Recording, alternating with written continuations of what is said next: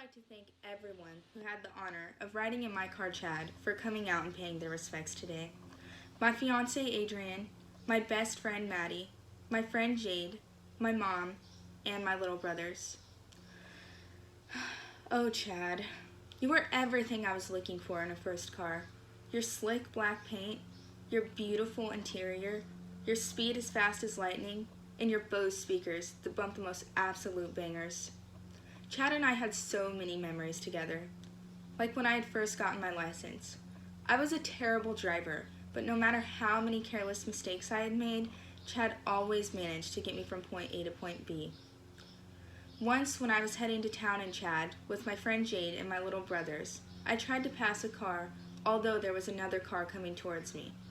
I thought that I had enough time to get around the car in front of me, but I had underestimated how far away the approaching car was, and both of the other vehicles had to slam on their brakes to prevent Chad from colliding with the oncoming car. The other vehicle and Chad were literally a few feet away when I was able to pull Chad into the other lane. Crazy Chad. When I owned Chad, I was living in Colorado.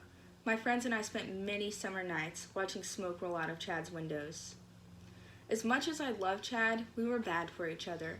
Our biggest problem was that we both liked to go fast. Really fast. Every day on my way to and from school, I would drive Chad anywhere from 100 to 120 miles per hour, depending on my mood. I got away with this because where I was living in Colorado was desolate and there were very few trees, so you could spot a cop coming from miles away. I would also blast my music and roll down my windows while doing this.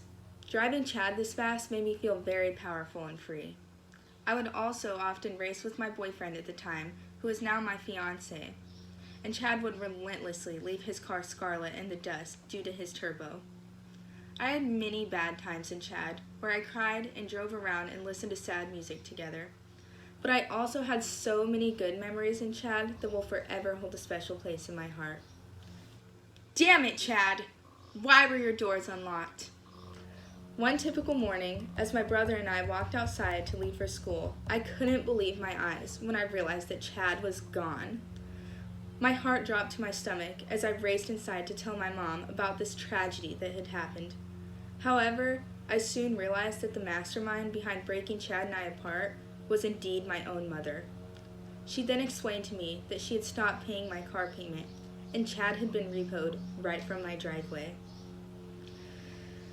Not only was I devastated that Chad had been stripped away from my life so suddenly, but he also left with my $150 bottle of perfume and many other of my belongings.